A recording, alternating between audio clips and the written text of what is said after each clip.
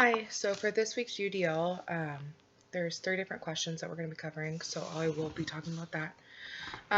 The first being the 2 metacognitive statements from my lesson plan. Ideally, you are picking statements that occurred during your explain portion, and then how I address them with my lesson.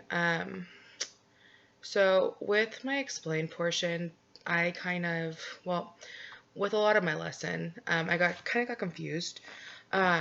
So in my explain portion, we actually realized there that we had been doing this whole lesson wrong. We changed what we thought the lesson plan components were. We moved it to a script and a breakdown of each minute rather than what we wanted to do.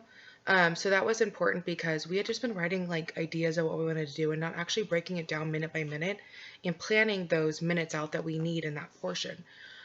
So that definitely helped us, and we're going to have to go back and change our lesson plan, but it's okay because at least we're learning now and realizing, okay, that's what we're supposed to be doing.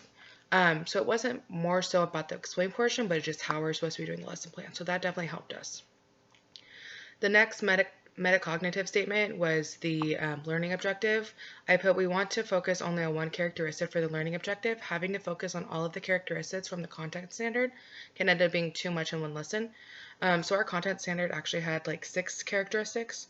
So it just was going to be too much to focus on in one lesson. So we decided to take them out. 2 things that I kind of found important for this week's theme that connects with the experience in school. I definitely have noticed that like lessons and stuff like that, they're broken down for the most part by minute, and like the teachers know what they need to accomplish during that section and what they need to accomplish to get everything filled out to meet that standard.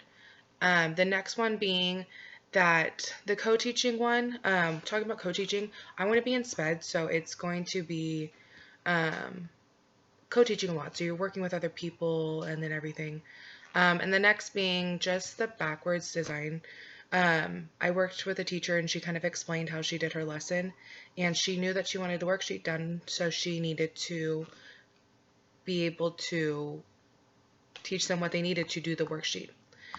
The last thing being the one area I've grown, I've definitely learned how to do a lesson planner better, not only to help me with this project, but to help me in the credential program, and when I go to get a job, like it's going to be important that I know how to build a lesson plan and how to know what I'm doing with that.